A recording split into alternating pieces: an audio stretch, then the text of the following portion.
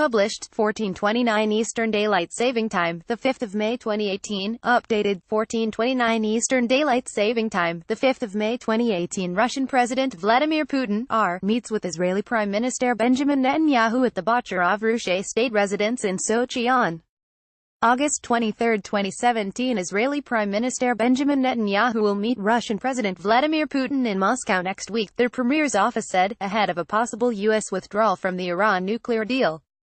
The Wednesday meeting will discuss regional developments, Netanyahu's office said, and follows the Israeli leader's unveiling of proof of Iran's alleged past military nuclear ambitions.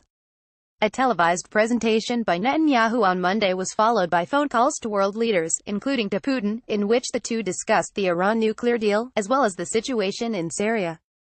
Israel has been accused by Syria of carrying out deadly strikes in its territory, most recently on April 9 and April 30, which killed Iranians as well as Syrian soldiers. Putin, whose troops are backing the Syrian regime, has called on Netanyahu not to destabilize the situation further, as Israel looks to prevent Iran and its Hezbollah proxy cementing their military presence.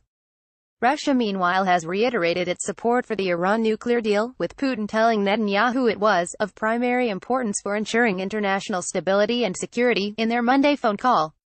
U.S. President Donald Trump and his Middle East allies argue that the agreement, approved by Barack Obama, was too weak and needs to be replaced with a more permanent arrangement and supplemented by controls on Iran's missile program. Trump has threatened to abandon the agreement when it comes up for renewal on May 12, demanding his country's European allies fix the terrible flaws, or he will reimpose sanctions. Netanyahu has repeatedly called for the accord, which Iran signed with Britain, China, France, Germany, Russia and the United States, to either be altered or scrapped. He says the agreement does not prevent Tehran from eventually obtaining nuclear weapons and says the lifting of sanctions has increased Tehran's ability to finance proxy militants in the Middle East. In his elaborate televised presentation, Netanyahu accused Iran of lying about its nuclear ambitions, while not providing evidence that Israel's main enemy had actively worked to obtain an atomic weapon since the 2015 agreement between Tehran and 6 world powers. Iran has always denied it sought a nuclear weapon, insisting its atomic program was for civilian purposes. Besides Putin, Netanyahu discussed the Israeli findings on the Iran nuclear deal with his Australian, British and Indian counterparts, as well as with French President Emmanuel Macron and German Chancellor Angela Merkel. Sorry, we are not currently accepting comments on this article.